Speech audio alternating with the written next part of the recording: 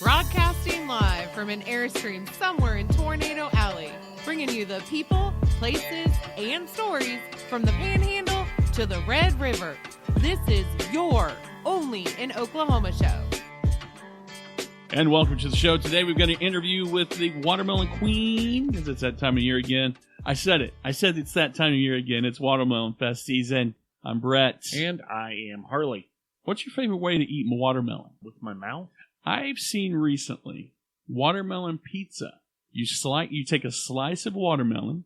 Now tell me this doesn't sound good.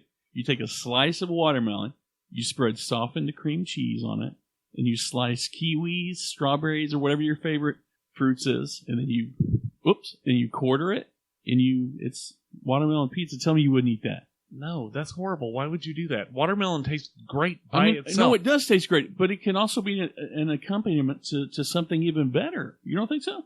I don't know that watermelon pizza is going to make my list, sir. I guarantee if somebody handed you a slice of watermelon pizza, you wouldn't turn it down. I guarantee you I would. Well, I'll tell you what. We'll stop arguing about watermelon pizza and talk about watermelon salsa. Well, without any further ado, let's jump right into the Watermelon Queen interview. Well, there are hundreds of festivals throughout the state of Oklahoma, but to me, personally, the sweetest, juiciest, most ripe festival there is, it's the Rush Springs Watermelon Festival. It happens every second weekend in August, and today we are fortunate to, I don't even know how to say it, we've got royalty in the building. We have the Watermelon Queen herself, Lily Ball. Lily, welcome to the show. Yeah. Hi. Hi. So you've been on tour. Basically, yeah. Man, I was trying to keep up. You've done everything from noodling to radio. Cool 105's they're our neighbor down the street. How was that to do your first promo on a radio station? Was that pretty fun or what? It was a whole lot of fun. George Plummer was the best and directed me in the path I needed to go. It was great. Yeah, those are some veteran guys in there. I'm an old radio guy from way back, but not as old as Plummer. And I think he would take that as a compliment. Those guys have been doing it for a very long time. But so tell us a little bit more about what you've been kind of doing over the course of the last month. Well, I have been all over the state of Oklahoma. I've gone to several different radio stations to do promos and stuff like that. I've also been to a few other festivals and other parades and stuff.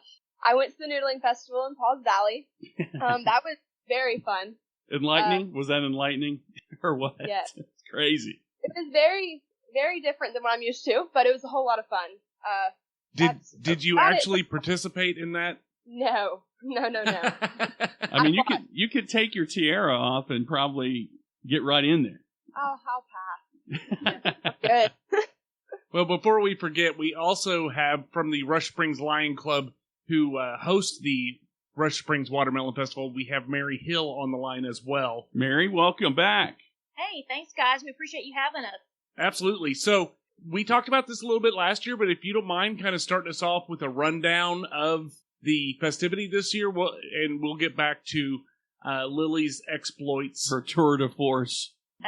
Absolutely. She wanted me to go down and represent Rush Springs in the noodling contest, but I didn't put it in my, schedule. You showed up late. You're like, dang it, I missed registration by 5 minutes. I guess I'll have to watch. Exactly. Well, again, we are just super, super excited to get to have the festival this year. This is the 78th annual Rush Springs Watermelon Festival, and it is held Saturday, August the 12th. Saturday only. We do have a rodeo that will be Thursday and Friday prior to the festival, but the events at Jeff Davis Park are just one day. And we start out really, really early with a 5K and a 10K run. So you guys come on down. We'll have your bib numbers ready for you. Right. We might miss registration by 5 minutes. By 5 minutes, right?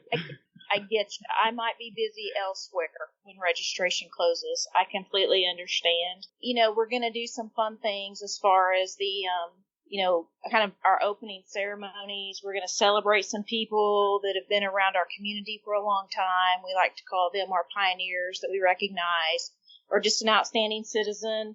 And then one of the most fun things of our day, as far as what happens on our stage, is the Little Mr. and Miss Rush Springs competition.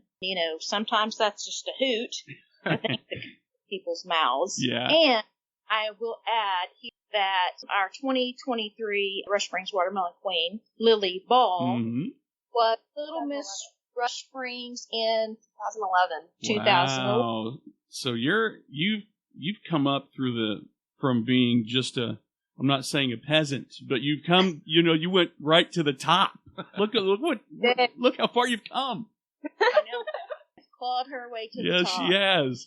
But I just think that is just so very neat, and just a shining example of, her commitment to the community and her parents' commitment to the community. But that's so much fun. And we have some great local entertainers that are going to be singing throughout the day. We are so blessed in Rush Springs with just some amazing, amazing local talent as far as singing and entertaining. They are just truly, truly amazing. Now, I didn't get to talk to you after the festival last year, but I'm an Elvis fan, and you guys had an Elvis impersonator there. I was stuck under the canopy. Mainly because I didn't have any water and I was afraid I was going to pass out, but mostly because of the Elvis impersonator. I was like, this is a lot of fun. You guys it's a lot of fun. It's a carnival. It's watermelon. It's an art festival. It's all these things kind of, I'm not going to say crammed it in one little area. There's a lot of things going on. Well, and we have a community that's of about 1,500 people that grows to 30,000 people, for one day. And we have traffic, backed up from Highway 81 for miles, just trying to get down to Jeff Davis Park, through our little town. So it just, it's just kind of an all hands on deck day. Like I said, we have a free watermelon feed at 4:00. Now we do sell watermelon by the slice starting at 10. It's good and cold. Like you said, the juicy, delicious Rush Springs watermelon for sure. We will have our watermelon queen, her final coronation ceremony about 12:00. So that'll be lots of fun, and it gives us an opportunity really just to, recognize her and appreciate her for the many miles and many hours. It's crazy. Has spent and is going to spend, promoting our watermelon festival. That week, before the festival, Ashley just runs her ragged as far as her schedule. She sends her everywhere. But, it's a lot of fun. Like you said, we have a carnival that is just second to none.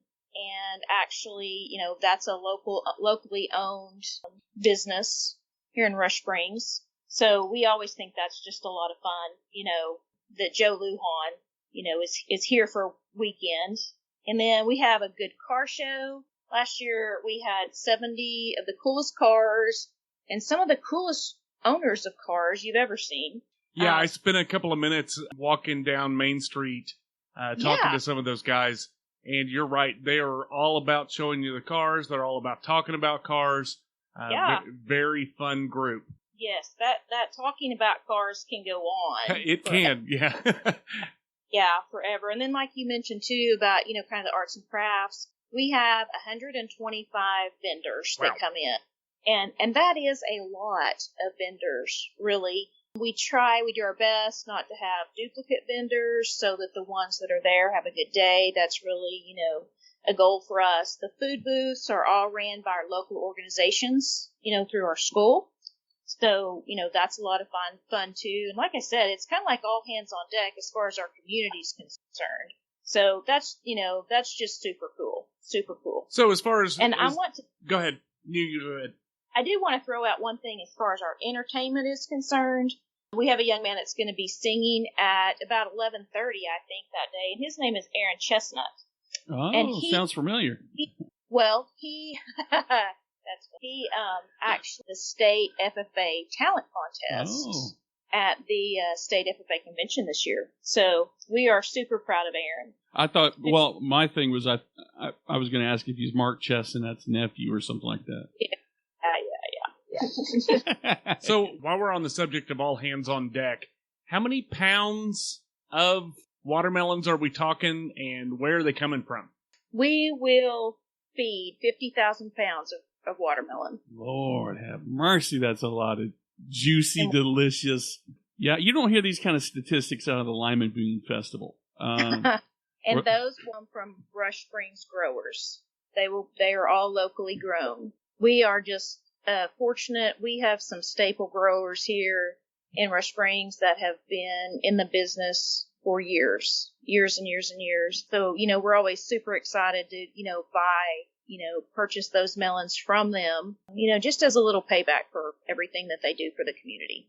Absolutely. And I love driving through Rush Springs, really about from now till the middle of August, just because of all of the roadside fresh fruit, fresh veggie stands. Yeah. Yes, absolutely. So we talked about the food vendors. That's all the local high school students or school students running is that correct? That is correct. Yes, we have our school organizations that, have those food booths, anywhere from barbecue sandwiches to corn on the cob to this year we're going to have help me out here, Lily. I think this is your class. It is. It's my class booth. We're doing chicken street tacos with a watermelon salsa. Oh no! Don't do it to me. That's awesome. I love it. Hey, I can't with y'all. I just can't. But I will. I will do that.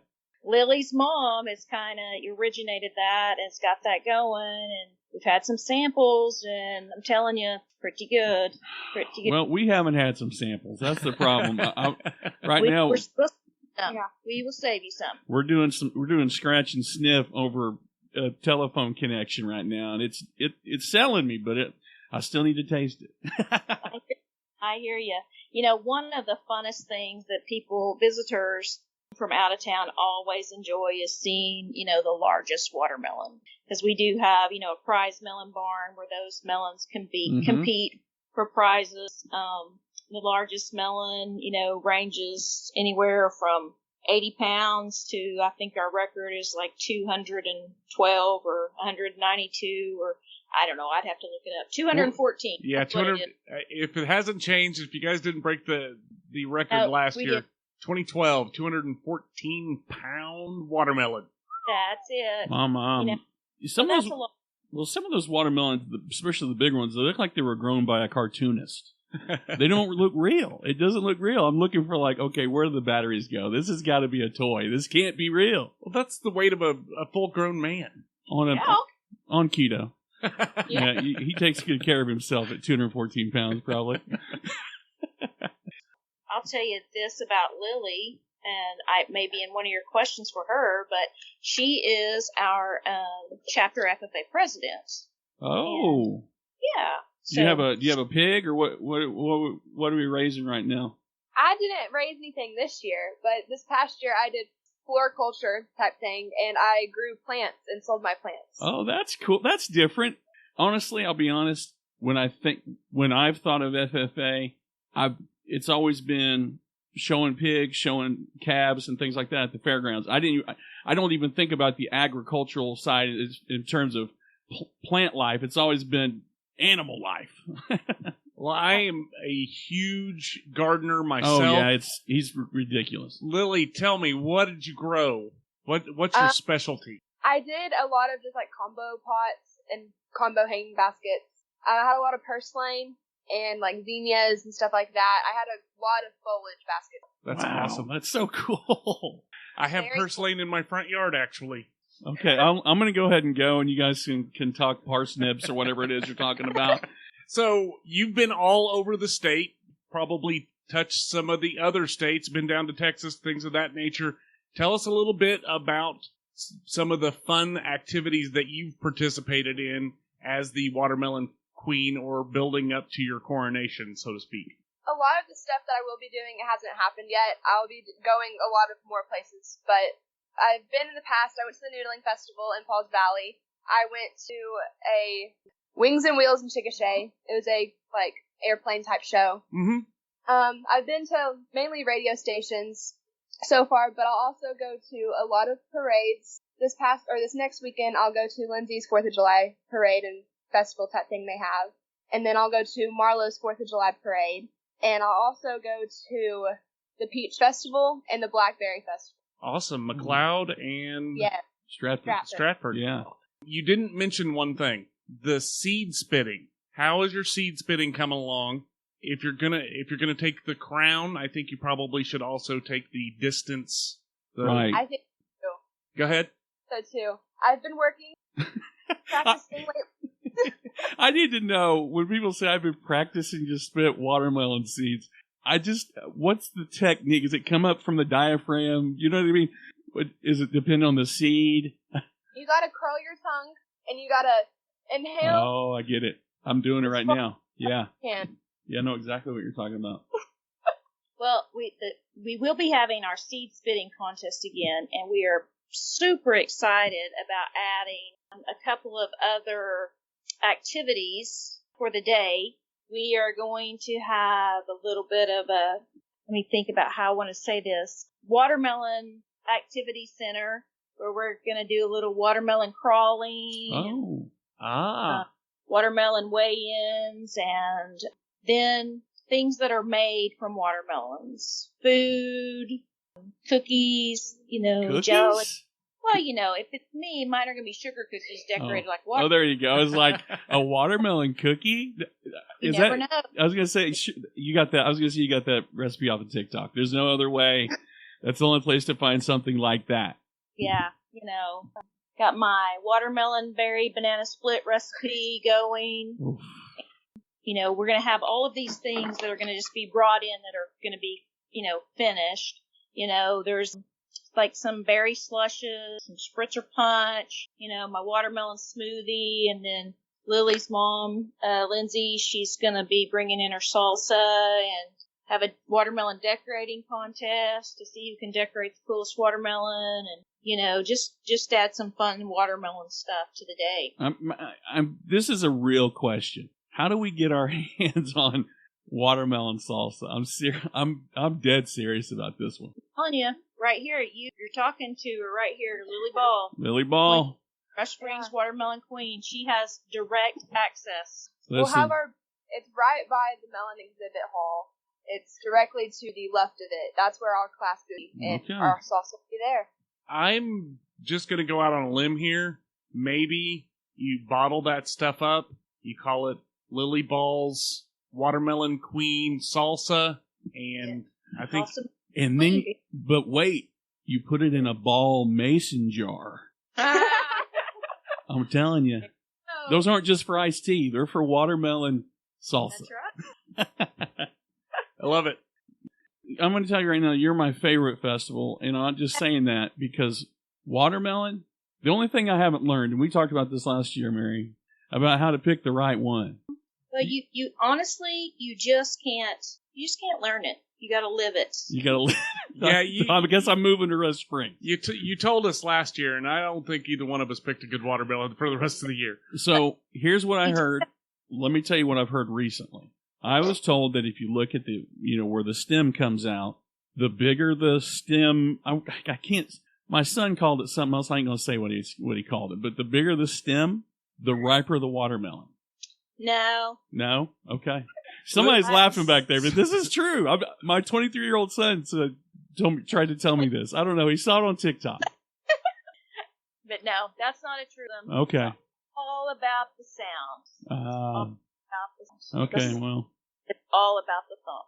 So I was going to say, do I need to put it to my ear and listen to it like a seashell? Probably not, but it's all about the thump. It has nothing to do with the yellow ring on the bottom or anything. Yeah, it's mostly just about that thump. All right. I'm telling you, have to live it. Yeah, I know. I got to live it. Yep. Well, we would have come down last year and asked you to show us, but there were 30,000 other people there, so I don't think we would have been able to hear the thump. If you come like the week prior to that, we get lessons? We can get you out somewhere. Is there a red velvet rope VIP watermelon experience? I'm afraid to come down to Rush Springs because they'll put you to work. Exactly. As soon as we roll up, somebody's going to have us unloading or loading watermelons on a truck. When she says you've got to live it, that means you literally live it, not live here. You've got to throw watermelon. Yes. That's one thing is all of those 50,000 pounds of watermelon have to be placed into the cooler by Thursday prior to the festival, so they are good and cool. By people that are half our age. Okay, sounds good. I think Lily's going to do it. That's part of the She has to. She's got to put one. part of the responsibilities. She's got to take a picture with one watermelon going into the cooler, at least. Lily can hold her own. You know, when we talked about that last year, and Lily, maybe you can back me up, is it true that, I mean, the student body kind of comes together and everybody's doing something? Yes. We all work together I know most of the football boys, they will put the melons into the cooler on that Thursday, and that's one of their jobs too, and they keep them going, all day. Wow. I think the 220-pound watermelon might make a pretty good tackle dummy Yeah, probably. for him. That's pretty big. And in terms of festivals, this might be, I'm not saying they aren't all hard working, but a watermelon festival, you're going to sweat. I'm sure Peach Festival's hard too. But them freaking watermelons, man, I carried 2 to the car last year, and I was done. There's a good chance this year that we will beat our record. For size? Yes, for the largest watermelon. Really? Do we have any inside info on this that we can share with we got one in the lab? Is that what you're saying?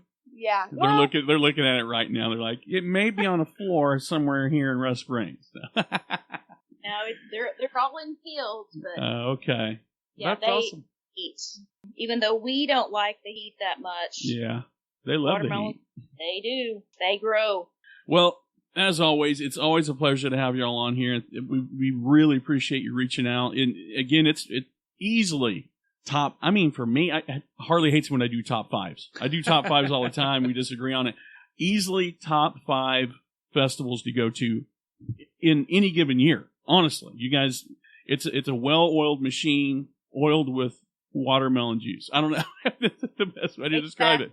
Yep. Yeah. What's the best way to learn more about the Watermelon Festival as far as social media, that sort of stuff? Yes. We evidently. have started a Instagram, and we also have a Facebook that has a lot more.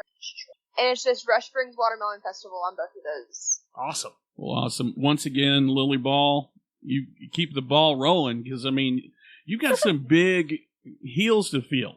I mean, you got plenty of miles left to log, and we're just so proud of what you're doing, and it brings the community together, and it brings other communities together, and Absolutely. I mean, it is. It's definitely a community event with just loads of tradition, but yet, just always looking to improve and move forward and just celebrate, what we've all been a part of. Awesome. Mary, always a pleasure. You're welcome on here anytime. Thanks. Lily, best of luck, and hopefully, Yeah. I know we'll get down there. I don't know if we need to send up a signal flare that looks like a watermelon. I don't know what we do, but I'd love to give you a fist bump or a high five or something. Of course. Finder, come to the stage area. Oh, she'll be easy to find. She has to stop every 5 seconds to take a picture. That's right. Should be taking pictures. Well, anyway, ladies, always a pleasure. Always a pleasure. I used to get paid to talk. When I do it for free, I don't know how to talk anymore. It's always a pleasure. Wish you the best of luck, and we'll see you the second weekend in August. Thank you. Well, thank you guys for having us. We appreciate it. Alrighty. Absolutely. Take care. So, again, if you want more information on the Rush Springs Watermelon Festival, check out their Facebook page or their Instagram page at Rush Springs Watermelon Festival. And if you want any more watermelon recipes, they're everywhere. I'm telling you, you made fun of me about the watermelon pizza. I saw it. No, I hate to say that. What? You noticed that they didn't say anything about watermelon pizza. So then it's they not a had thing. good Yeah. ideas for watermelon, like watermelon salsa. Yeah, when the watermelon capital of the freaking northern hemisphere, Doesn't have a takeout place for watermelon pizza? it's probably not a thing. Yes. So coming up after the break, more Oklahoma tourism.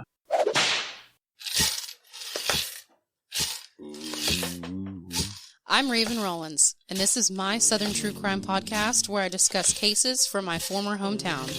Ada, Oklahoma paints itself as an average community, but its history of murder and corruption runs deeper than any story has ever told. You'll hear plenty of special guests, including authors and experts in their fields, who visit with me on each episode, as well as other cases in the southern states. With notorious and unknown cases alike, every victim sees the light on my show. This is Sirens, a true crime podcast. So, Brett, this news story is from Yahoo Finance. Lieutenant Governor, Oklahoma enters a new era for tourism, welcoming more visitors than ever. You know, I didn't know that I'm going to have to start getting my Oklahoma tourism news from Yahoo Finance. Dude, we're everywhere. I even forgot that Yahoo was a thing until just now. I do have 83,000 Yahoo mails I have yet to delete, but continue. So, just recently we celebrated our 40th annual National Travel and Tourism Week, and that provided an opportunity for Lieutenant Governor Matt Pinnell to discuss Oklahoma's burgeoning travel and tourism industry. You know, people don't know this, but he's a good friend of the OnlyinOKShow. And if you dig deep enough, you'll find a wonderful interview that was conducted by your friends here at the OnlyinOKShow. Absolutely, he's a great guy, and he is all about travel and tourism in the state. Dude, I've yet to see where he lives, because the guy is literally standing in front of some hot dog stand or a monument or a park bench or a lakefront. He never stops. He is like the Energizer Bunny of travel. He's the Ryan Seacrest of tourism. Yes. Anyway, in the news story, they talk about the OK Here We Go program that they spun up in 2021. Mm-hmm. I didn't realize it, but that was a massive success. They show that they generated more than $50 million in statewide hotel lodging in 2021, with an investment of $748,000 from the state. So basically a 50-to-1 return on investment for the state of Oklahoma. Well, you know, we recently did some traveling. I'm willing to bet that part of that $30 million was probably invested somewhere in southeastern Oklahoma. Maybe Slide-Away, Hideaway. There's tons of, people are staying places, that's for sure. Yeah, dude, our trip down to southeast Oklahoma was a blast, and we've got several shows lined up. Yeah. But I was shocked at how hoppin' Beaver's Bend was. Dude, when we were in the line to get where we were going, I felt like we were headed to a music festival. I still have yet to find an explanation as to why it was that way. It was crazy. Go-karts, mini golf, all kinds of stuff. Yeah, and again, tons of things to do in the area, and shockingly, dude, this is the hottest part of the year. Oh, yeah, dude. Like, I'm always saying, yeah, I'll get to that one in October. Yeah. I bet it's beautiful here in the fall. Yeah, I bet April is gorgeous. Right. You roll into June, July. Yeah, normally I'm looking for the spring, the fall. Yeah. Even the winter. But the middle of summer, if I'm going somewhere, I want to be submerged underwater. Right. And there's a lot of places in Oklahoma to be submerged underwater. Yes, there are. And, dude, I'm telling you, I didn't understand it. And just as an aside to traveling in Oklahoma, sure, when we were on our road trip, we actually had to stop and put Freon in the car because you have a small Freon leak somewhere. Yeah. And what a difference that made. It was night and day. But here's the thing about it. Had we caught that early, we'd still be driving right now. You know what I mean? I'm not saying that it killed our momentum, but we got the cool going just about when we were about ready to chill.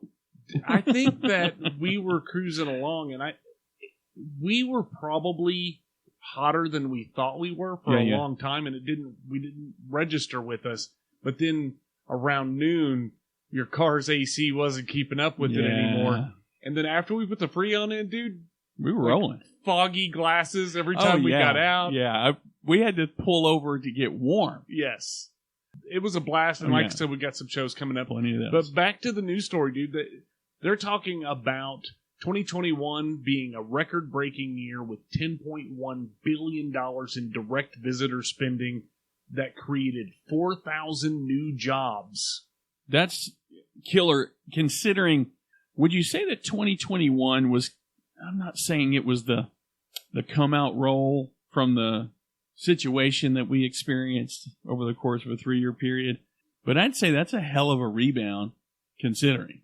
Yeah, and I think it is. I'm not 100% sure that I'm going to give any credit to the rebound portion. Right. I think Pinnell has been doing a really good job. Rock solid. Right now, he's pushing for more money to movies. Yeah, there's a lot of that happening still. Apparently, we hit a limit along the way of our tax funding, our tax rebates for movie production. Well, yeah, and we also hit a limit on how many photographs that we can share in lieu of said movies. But, yeah. If you want more information on this news story from Yahoo Finance, we'll include a link in the show notes. Before we bounce, though, we do have a little bit of feedback on one of our previous episodes. Yeah. The guys over at Slide Away Hideaway. Yeah, David and Sarah over at Slide Away Hideaway, they reached out they finally got to watch our episode. They're busy. If you're, and they're not, we've got some other cabins that are just now getting to watch or listen to their episode as well. Right now, if you're in the cabin business, we ain't mad that you just now got to the episode. Oh yeah, no, for sure. It's a busy time of year, especially like we said, going down to Beaver's Bend this weekend. But we were told that we weren't told. They shared the episode, commented.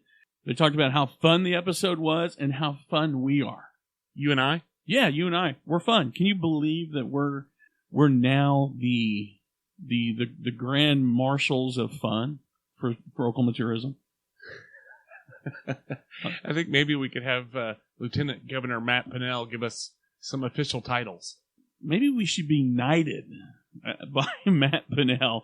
But David Clampett, and I gave him a hard time about last name being Clampett. I said, how'd you build this thing? Did you find some Texas tea? Anyway, reached out again, and I ended up talking to him for about a half hour. I mean, he fits. I just want you to know, David, you fit in perfectly with us. Just saying, man, you're pretty. He's a fun guy, and he's welcome on the show anytime. Absolutely. You know who else is welcome? You are. You're welcome to be a part of our show. Please share. Please review. Please tell everybody you know about the OnlyinOKShow. New episodes every week. I'm Brett, and I'm Harley, and we're out of here. Peace.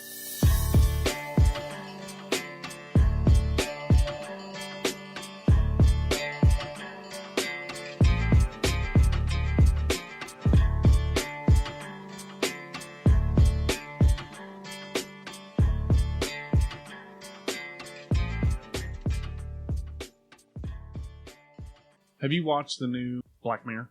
No. Here's the thing. Okay. We have been on a stretch of drama, murder, drama, murder. We just finished season 2 of Yellow Jackets. But before we get into the reasons why I haven't watched Black Mirror yet, with the writer strike going on and if you just finished season 2 or whatever, or season 1, now you got to wait for contract negotiations, so it's a year and a half before you get the next season. I kind of feel like there's only 2 seasons in the can for Yellow Jackets. Great show, by the way. Fantastic show. I think it's better than The Last of Us by a country mile. I literally don't. I've never even heard of it. It's really good. Okay. You don't have to take my word for it. It's fine. But if you watch it, I think you would like it. It's like Mean Girls meets Lord of the Flies meets Heathers. Oh, you did tell me about this. Meets, you remember that movie Alive about the soccer team? Yes. The funny thing is, I just had a light bulb go off. Basically, same situation, girls soccer team crashes on a mountain. Yeah. How did no one find them? Well, it's easy. One of the girls, I'm just going to give it away, one of the girls basically took the black box with the and destroyed it. Because she wanted to be a hero. And then they ended up being stuck on this mountain for, 19 months or whatever. Anyway, good show. I'm enjoying it. But season 2 ends, and you're like, well, hell's bells. It's going to be God only knows when before season 3. They've already said they're doing it, but right. How do you feel about having a show, powering through it, and then by the time the next season comes out, you got to do a recap of the last season. How do you feel about powering through a show only to have to wait a year and a half? Or are you one of those people that, let's watch season 1 and let's just kind of chip away at the next season and wait for the third season? How do you feel about in a situation like that? I don't know. You get what I'm saying? Yeah, I just don't feel like there's no enthusiasm, there's no carryover, and it almost seems like you're just waiting. Any show, I'm literally just waiting. Any show that's been made in the last 5 years, I'm just waiting for them to mess it up. Well, and it's funny you say that. Typically, in my experience, season 3s, Lost season 3, garbage. Mm-hmm. And the funny thing about season 2 reminds me of season 2 of Yellow Jackets reminds me of season 3 of Lost. All of a sudden, you get kind of an emotional buy-in with the core characters. Right. And then all of a sudden in season 3, there's these ancillary, they're basically just bots that show, like, where have did you guys move to the crash land and the fuselage on this side? Where the hell did you come from? Right. And then they just there long enough to disrupt everything. I don't know if you remember it or not. The season in Lost where I think it's called Diamonds Are Forever or something like that. And they have to dig up these bodies and get the diamonds off of them or something. Right. Well, it's got these two characters that, like, who the hell are you all of a sudden? Where's Locke? Why doesn't Locke just stab both of you guys in the neck? But anyway, that's why we're we're doing a palate cleanse right now. We're watching Righteous Gemstones. Dude, there's so many shows to choose from right now. That's the other part of it. How do you choose the right one? Because you can go with Black Mirror because how long have we been waiting on Black Mirror? It's been a minute. But here's the problem I have with Black Mirror. Dude, it's a mind beat. It's on message. It was. You don't think so this season? I'm hearing some parallel. I don't think last season or this season, but this season seems to be worse. So worse in a good way or in a bad way? Bad way. Okay. So don't spoil too much. Black Mirror was an anthology of stories about us messing up the world with technology in one way, form, or another. Yeah, it's basically technological Twilight Zone. Tech dystopia. Dystopia, okay. This season, yeah, tech doesn't play a role. Is it social stuff? Does not play a role. Like I watched one episode and I was like, hold on, there wasn't any tech. And then the episode that I just finished, it was about a demon. And there was no tech. Do you think it has anything, and I'm going to try to articulate this, do you think it has anything to do with the fact that tech is so a part of who we are now that it's not even a thing to be curious about or scared of? I literally think that somebody else took the reins and they went, it doesn't have to be about, we can just do whatever. Well, season 2 was, to be fair, was tech heavy, like the whole thing. Yeah. And there was some, well, last season was tech heavy. Yeah, that's what I'm saying. But last season wasn't season 2. I thought it was season 2. No, I think it was season. Really? Either season 3 or season 4. Huh? Oh, I'm thinking 6 seasons. Jiminy Christmas. Time flies when you're in a dystopian nightmare. So, just to give you a context? Yeah. Okay. Hang on. So, the first episode was about tech. Yeah. It was called Joan is Awful. And basically, this woman ends up, she has a shitty day and she's kind of borderline asshole. You should have put a trigger not a trigger warning, but maybe a trigger warning, but a spoiler warning. But go ahead. I'm probably not keeping any of this in the show. I just want to get you up to speed so we can have a conversation. Okay. So she is going about her day, and she gets home and she's sitting down with her boyfriend, and they're watching Netflix, which is Streamberry. And they couldn't find anything to watch, and he was like, well, this is new. And then the show was called Joan is Awful. And he said, it kind of looks like you. And it was Salma Hayek. Oh, mama. So the woman is Salma Hayek on the TV show. But she has the same haircut, same hair color. And they start watching it, and it's like a play-by-play of her day. The woman watching. But as a TV show. As a TV show. But everything's a little bit harsher. It's there. It's a narrative of her day. But Salma Hayek's being a little bit bitchier, a little bit meaner, a little bit right, more corrupt. But at the end of the day, she met with her ex-boyfriend, and like they kissed, and she's sitting on the couch, and he's like, "You kissed him?" And she was like, "This is fake. It's not real. It's not real." And so and like it turns out that they have the right to make the show because she accepted terms and conditions. So technology based. Right. Fine. What happens when you accept? It's kind of like the South Park episode. Yeah. Yeah, you become a human centipede. Episode 2 is called Lock Henry. Okay. This guy and his girlfriend go back to his hometown on the way to somewhere else. They're going to make a documentary. They're both film students. Yeah. Turns out that the town that he's from, there was a murder, like bad bullshit, like before he was born. And so he's reluctant to tell the story because his dad died around that time. Oh, so he was a kid. He was 7 or 8 when it happened. And she's like, this is the documentary. We need to do this. And so him and Han, they fighting about this, and eventually, so they end up making the documentary. And they find out shit, but like no tech. Like they found out shit about the town, the people, crazy shit. No tech. Nothing. Does it bother you that it's more organic, less tech? No, it like literally did.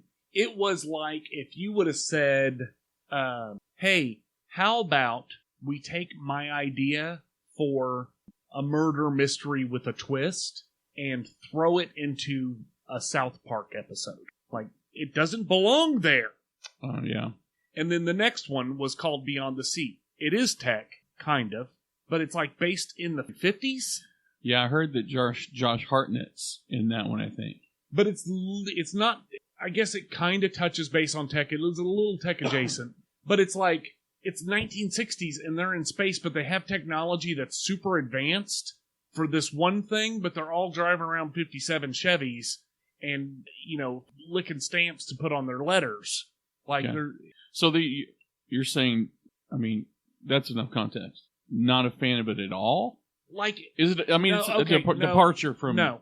So, and I guess I watched the last episode, which is called Demon 79, and it's literally this woman is a department store employee, and a demon shows up at her house and tells her to kill people. That's it.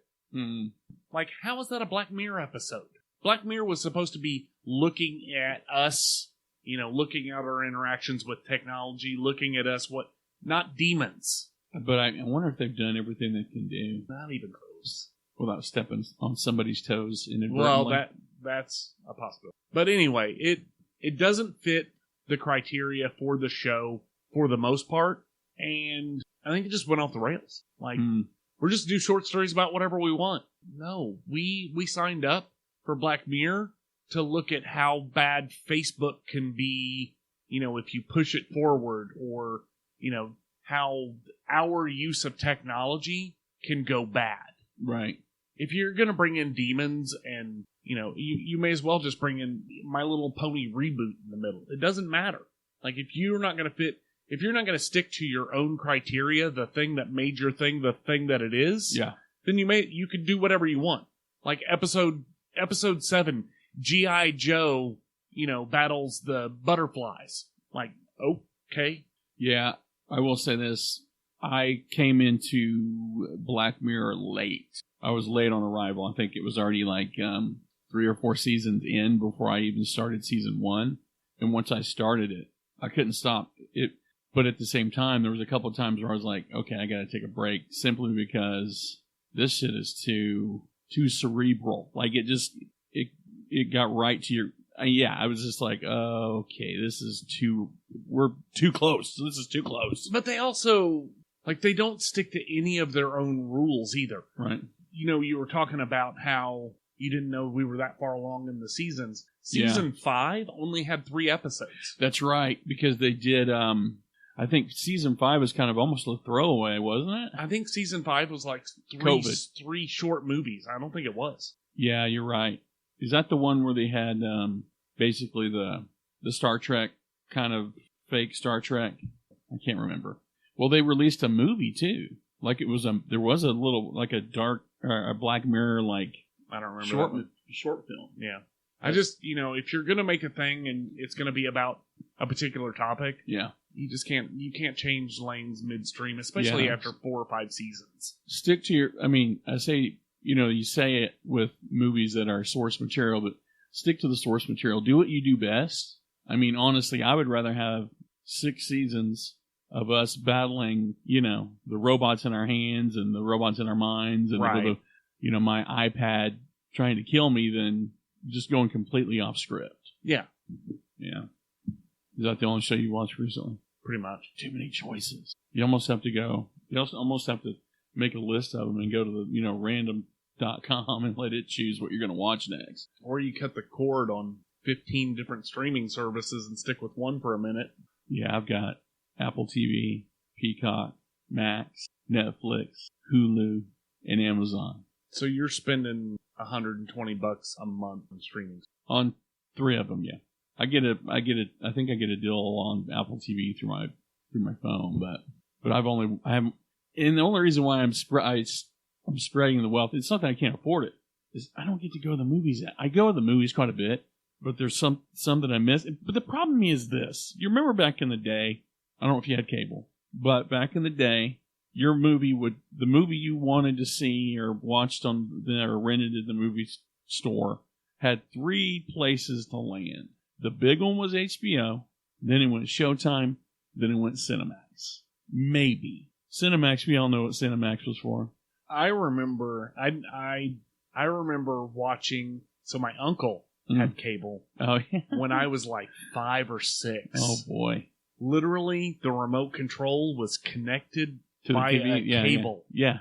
and it was HBO, maybe like 5 channels Tops. outside of the broadcast channels. Mhm. And I thought, you'd have been hard pressed to convince me that I wasn't going to be flying in a spaceship to school the next week. Oh, yeah. Like, it was so far advanced at that time. Yeah, for sure. I remember as a kid thinking, I don't know why, it was 1988, and we had cable like 2 or 3 years before that, and then we ended up getting cable again in like 1988. Predator came out in 87. I remember that weekend getting cable, and in my mind, you know how you are as a kid, you have these grandiose ideas, and I was like, wow, you have cable, and they're playing this movie for us. Like, I felt like, I remember watching Predator on HBO when I was, 11. We really, I think we did. I think we had it really good. Think about it for a second. Being a kid in the 80s was the best. Yeah. The absolute best. 90s, I could take or leave the 90s, really. Mainly because I spent most of the 90s in summer school or night school. But I remember watching Fritz the Cat at my friend's grandma's house while she was out at the bar dancing or whatever she was doing. You ever seen Fritz the Cat? No. John Candy voiced a cat, and it was a mature animated movie. It was pretty good, though. All right. 3, 2, 1. 3, 2, 1.